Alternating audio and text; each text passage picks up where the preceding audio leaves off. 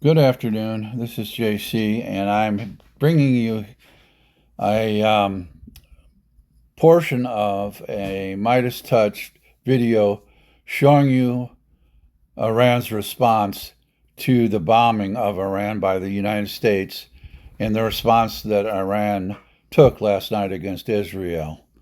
Netanyahu is an indicted terrorist. The National Criminal Court has an indictment against him as a terrorist. He's a fucking terrorist. So is Donald Trump. Donald Trump is a traitor and a terrorist, and Netanyahu is a terrorist who's going to get the state of Israel, if you want to call it that, the territory that's called Israel, destroyed, and he's going to get tons of innocent Israeli civilians killed because of the fact that Iran won't sit back and take it. As it says in here, Iran has 90 million people, and they have a huge stockpile of ballistic missiles. And if they do have any kind of nuclear weapons, tactical or dirty bombs or anything like that, you better watch out, Israel, because they're coming for you. And I don't blame them. I don't have anything against the Jewish religion or the Jewish people, but I have it against Netanyahu, and he's going to get all those poor people killed and maimed because of his terrorist and his ego and his lust for power. And the United States is helping him, so there's probably going to be destruction against sites that the United States has in the area. This is going to run about 8 minutes, but please watch it. I'll cut it off, but please watch this. You've got to see this. This is horrible.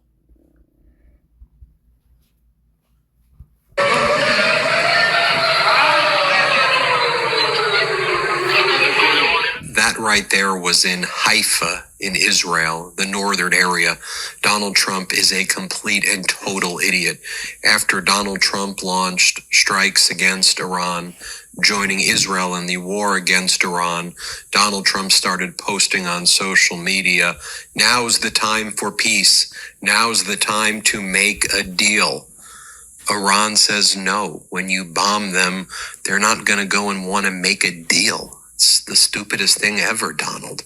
And so last night into the morning, you had Iran launching dozens and dozens of ballistic missiles that hit Haifa, that hit Tel Aviv. I mean, it looked disastrous. I mean, the casualties, the injuries, the destruction to buildings, it's all still being figured out. But let me just show you what Tel Aviv looks like right now. Here's extensive damage due to a direct Iranian missile strike in Tel Aviv. Here, play this clip.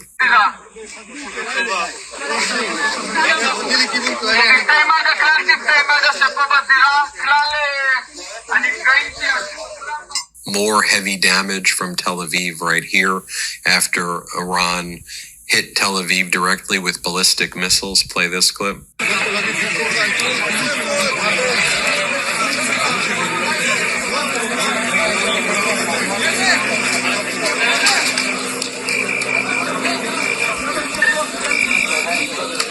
It's another image where something very big, ballistic missiles, hit Tel Aviv in the morning. Let's play this clip right here.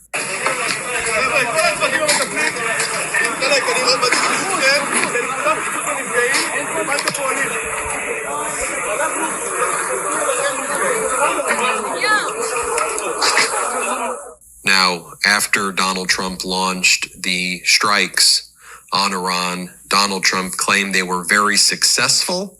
And he said, "Now is the time for peace. Thank you for your attention to this matter." And then Donald Trump, right before he gave that bizarre address where he said, God, I thank you, God. God bless the Middle East. God bless Israel.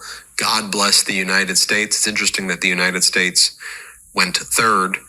Donald Trump posted, "Iran must now agree to end this war." It's not what Iran did in response. As we told you, American propaganda media was like, Iran's going to surrender. I'm like, no, they're not. What are you talking about? Iran's a country of 90 million people. Iran still has a massive stockload of ballistic missiles. And here's more massive smoke spotted in Haifa after Iran's attack there. Let's play it.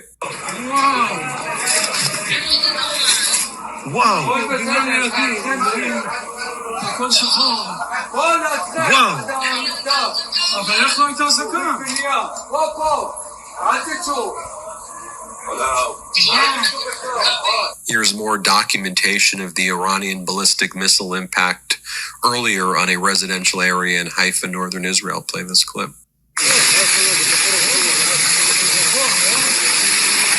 Here's footage showing incoming Iranian ballistic missiles over the West Bank and into central Israel. Play this clip. If you're a Black woman like me living with type 2, listen up. This condition hits us harder than it does folks with over the West Bank and into central Israel. Play this clip.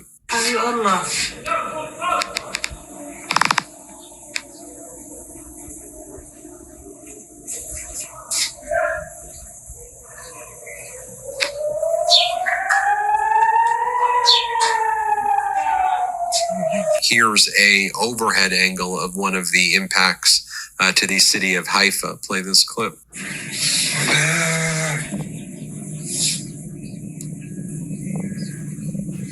And you can see over here on this map that I'm showing you, the barrage of ballistic missiles launched by Iran. Now, as Juliette Kayyem, who's spot on in her analysis always, here she says the following: I don't know if this was successful regarding Trump's attack on Iran, the B-2s. I don't know if this was successful or just attacks on surface level access, but there are consequences. And so here are issues to discuss beyond tactics. The Strait of Hormuz, reporting suggests about 50 oil tankers scrambling to get out. So there may be fears that it cannot be navigated soon, and that will impact the global economy. American interests as targets abroad, including troops, European targets, or U.S. targets people abroad. Homeland security threats with our entire DHS apparatus now focused on ICE and the evisceration of counterterrorism and counter cyber capacities. Therefore, would be nice to have confidence in our intelligence, but the last few days suggest our own, let alone our allies, are all being ignored. As you now know, the head of our counterterrorism is a 22-year-old guy named Thomas Fugate, who was appointed to lead the DHS counterterrorism. He was like a 22-year-old intern who they basically made the head of counterterrorism with no experience at all. I mean, it's utterly embarrassing. Well, that's enough. It's running around 9 minutes long, and I hope you listen to all of it, because you can see what's going to possibly happen. There could be terrorist attacks in the United States now because of it, and our Homeland Security is focused on immigration and not worried about whether or not we're going to have cities bombed by terrorists from the Middle East.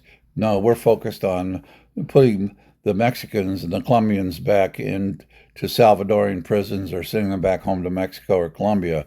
So we're totally focused on the wrong thing. Thank you, Donald Trump, you stupid motherfucking terrorist traitor. And fuck you, Netanyahu. This whole thing is going to kill a bunch of innocent people, and this may be World War III people. Duck and cover. This is JC. Pox and more Jack. Keep on trucking.